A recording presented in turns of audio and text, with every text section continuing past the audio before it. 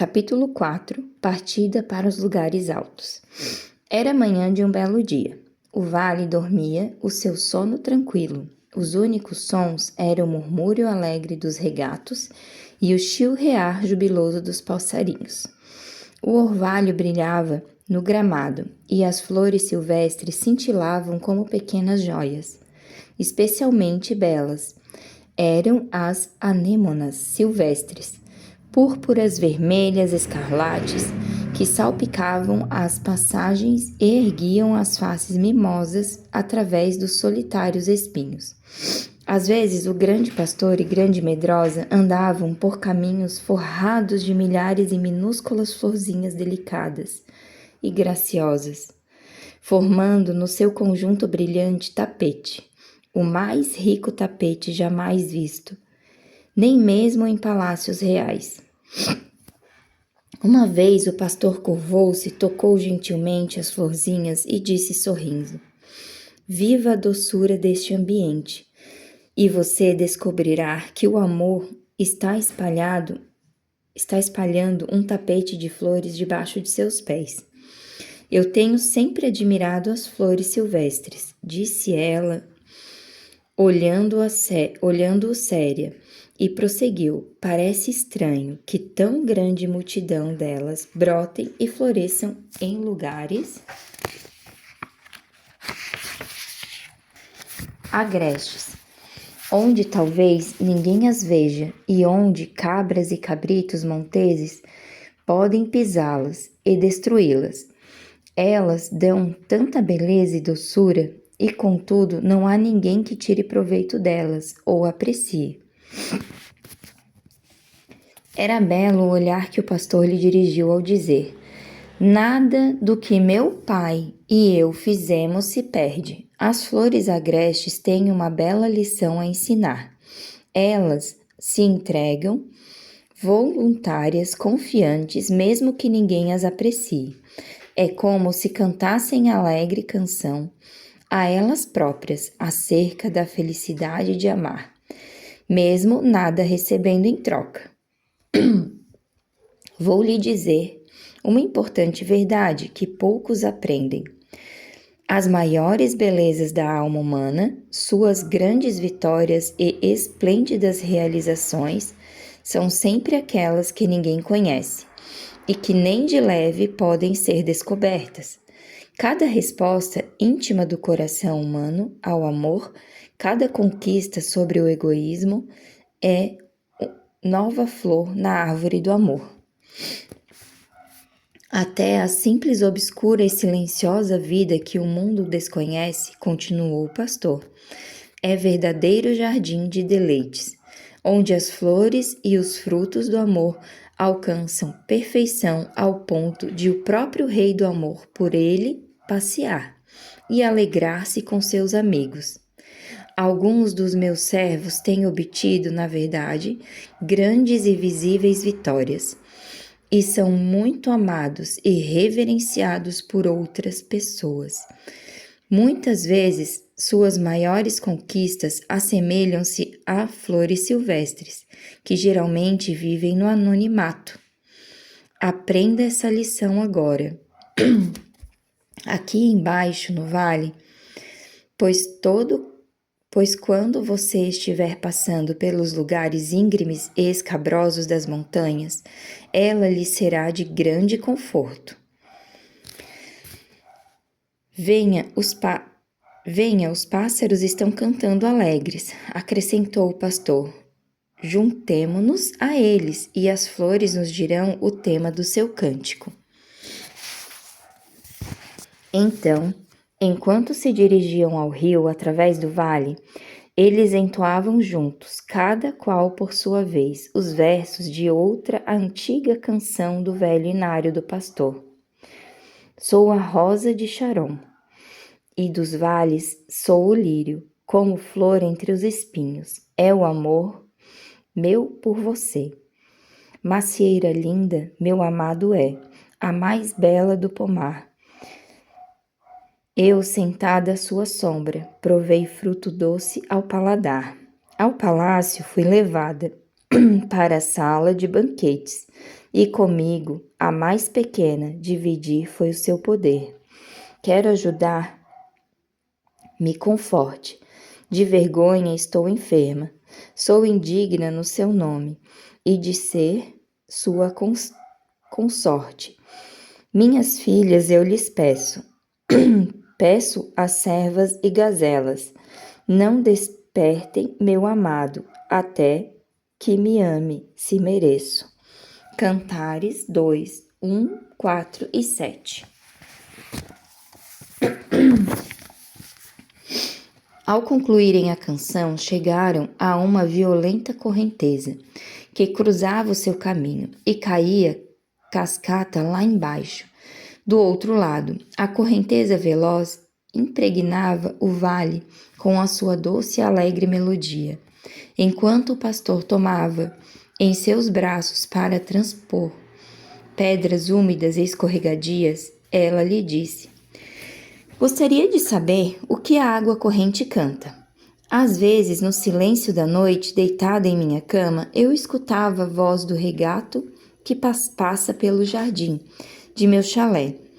É uma voz há um tempo tão feliz e ansiosa que parece repetir e repetir para si mesma alguma secreta e amorável mensagem. Penso que todas as águas correm cantando a mesma canção, em tom alto e claro ou suave e baixo. Gostaria de saber o que essas águas dizem. É bem diferente as vozes do mar e do oceano, mas nunca posso entendê-las. É uma linguagem desconhecida. Dize-me, pastor, o que cantam as águas em seu percurso?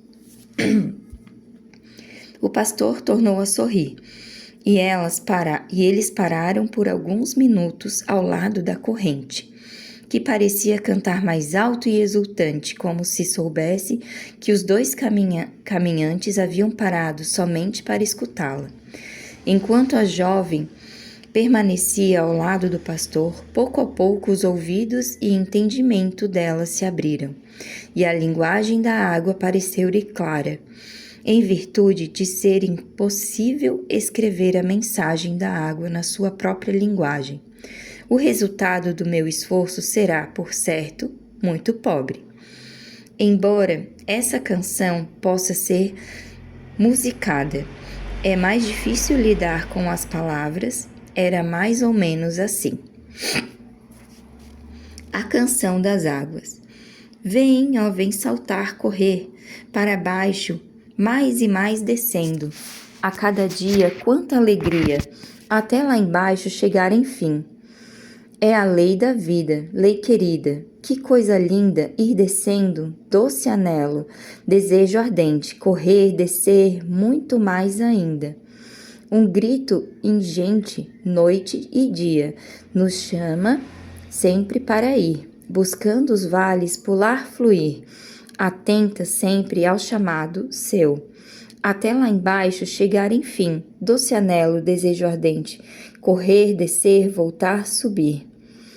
É muito interessante, disse Grande Medrosa, depois de ouvir durante alguns minutos e descobrir que ouvia o estribilho repetido muitas e muitas vezes, embora com milhares de variações, de pequenos trinados e murmúrios, acompanhando de longos suspiros. Vamos descer mais e mais, a água parece cantar alegremente, pois tem pressa de descer aos lugares mais baixos. Se é assim, como me chamas para os lugares altos? Qual sentido de tudo isso? Os lugares altos, respondeu o pastor, são o começo da jornada para o lugar mais baixo do mundo. Quando você tiver os pés como o da corça e puder saltar pelas montanhas e colinas, estará habilitada, como eu, a correr dos lugares mais altos aos mais baixos, em alegre altruísmo, e depois voltar às montanhas. Você estará habilitada a chegar aos lugares altos mais rápido que as águias, pois é somente lá nos lugares altos do amor que qualquer pessoa recebe o poder de derramar-se a si mesma em total autodoação. Essas palavras pareciam estranhas e misteriosas, mas agora que seus ouvidos haviam sido abertos, ela poderia ouvir e entender a canção, que se repetia mais e mais por todos os regatos e ribeiros que lhe cruzassem o caminho ou corressem ao seu lado. Parecia também que as flores agrestes cantavam ao mesmo tipo de canção, mas sua linguagem colorida, que como no caso da água, só poderia ser entendida pelo coração, não pela mente, pareciam formar um coro de milhares e milhares em suas diferentes notas coloridas. É a lei da vida, salutar. Saber quão doce é dar e dar. Depois disso, Grande Medrosa sentiu que todos os pássaros chilreavam e trinavam com inúmeras variações, um tema delicado também, mas com um estribilho que se repetia todo o tempo. Seres alados sabem cantar, como é bom poder amar. Nunca imaginei antes, disse de repente, que o vale fosse um lugar tão bonito e tão cheio de melodias. O pastor riu e respondeu: só o amor pode realmente entender a música, a beleza e a alegria plantadas no coração de todas as criaturas. Esqueceu-se de que há dias eu plantei a semente do amor em seu coração? É esse amor que lhe permite ouvir e ver coisas antes despercebidas. Como o amor está crescendo em você, continuou o pastor, você ainda virá a entender muitas coisas com as quais nunca antes sonhou. Desenvolverá o dom de entender muitas línguas desconhecidas e aprenderá a falar a própria linguagem do amor também. Mas primeiro terá de aprender a soletrar o alfabeto do amor e a desenvolver os pés de corça. Ambas estas coisas você aprenderá durante a jornada. Estamos agora à margem do rio e do outro lado dele começam os sopés, as montanhas onde os 2 guias esperam por você. Era estranho, por certo, maravilhoso. Pensava ela que eles tivessem alcançado o rio tão depressa e estivessem próximos das montanhas. Segura pela mão do pastor e amparada pela sua força, ela se havia realmente esquecido do seu defeito físico. Nem consciência tinha de canseira ou fraqueza. Oh, se ele próprio pudesse levá-la por todo o caminho aos lugares montanhosos, em vez de entregá-la aos cuidados de outros guias. Pensando nisso, ela implorou: tu mesmo não podes guiar-me sempre? Quando estou contigo, sinto-me forte. Tenho certeza de que ninguém mais além de ti poderá levar-me aos lugares altos.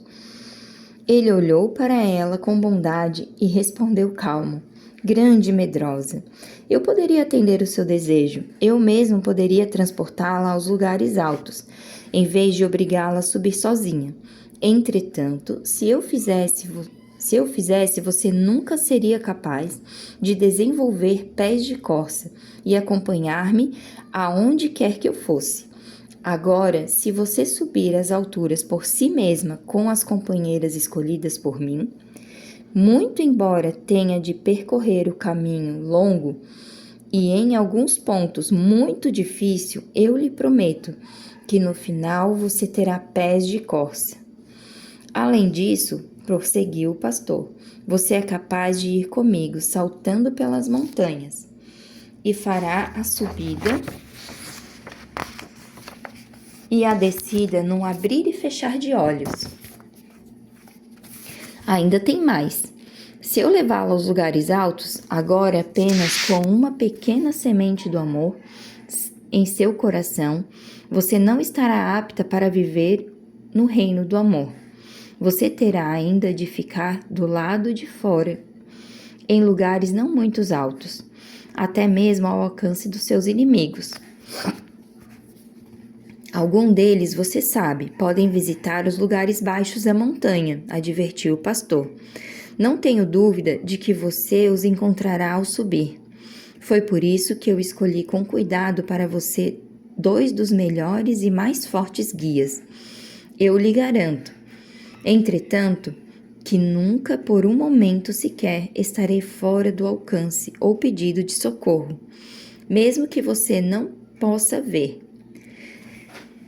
Será como se eu estivesse presente ao seu lado todo o tempo, muito embora invisível. Minha promessa fiel é que esta jornada tenha a finalidade de desenvolver pés de corça em você. E me darás outro nome quando eu alcançar o topo? Perguntou Grande Medrosa, que de repente parecia tornar-se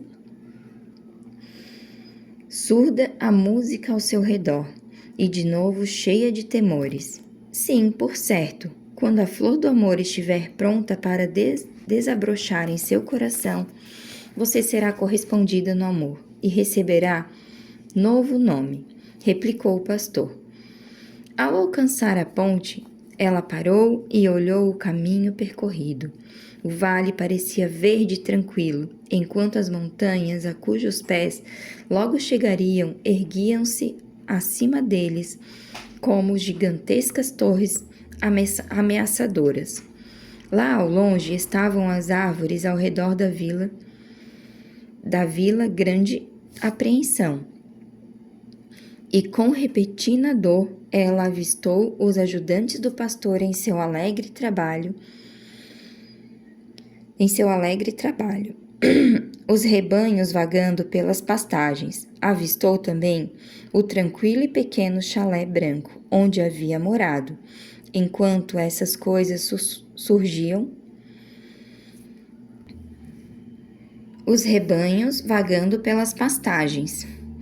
Avistou também o tranquilo e pequeno chalé branco, onde havia morado. Enquanto essas coisas surgiam, lágrimas começaram a subir-lhe aos olhos e o espinho apertou-lhe o coração. Mas quase de imediato ela se virou e disse ao pastor agradecido: Eu confiarei em ti e farei tudo o que quiseres. Nesse momento, o pastor, olhando para o rosto de sua acompanhante, sorriu com doçura e disse algo nunca dito antes. Você tem verdadeira beleza, Grande Medrosa. Tem os olhos tão confiantes.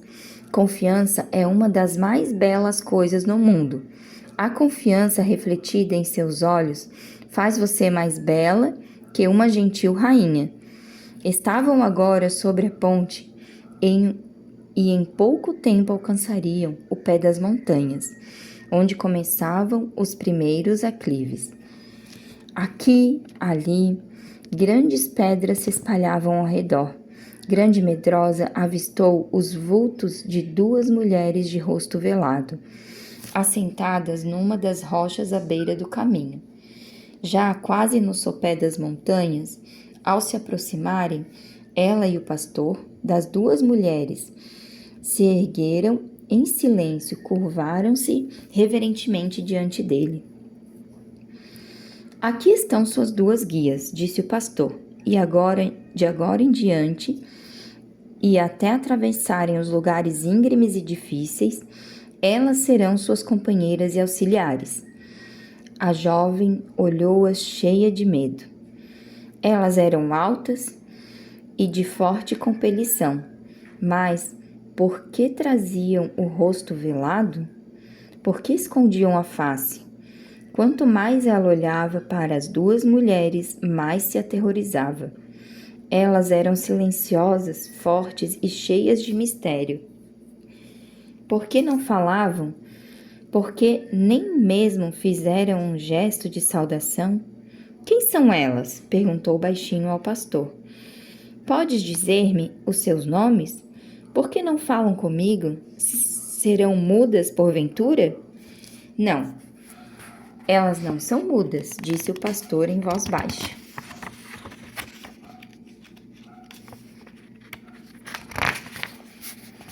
Elas falam uma linguagem nova, um dialeto das montanhas, a qual você ainda desconhece. Porém, à medida que as acompanhar, pouco a pouco entenderá as palavras delas. Elas são ótimas professoras também. Poucas há melhores que elas. Quanto aos seus nomes, eu as direi na sua língua. Mais tarde você os aprenderá na própria língua delas. Esta, disse ele, inclinando a primeira das duas silenciosas figuras, chama-se Tristeza. A outra é sua irmã gêmea e chama-se Sofrimento.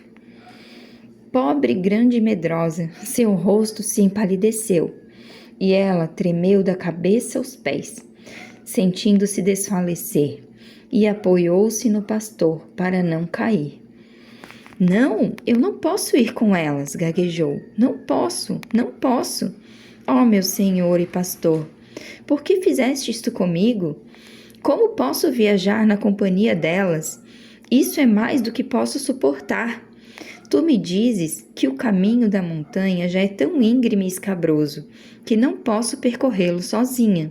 Então por que fazer a tristeza e sofrimento às minhas companheiras?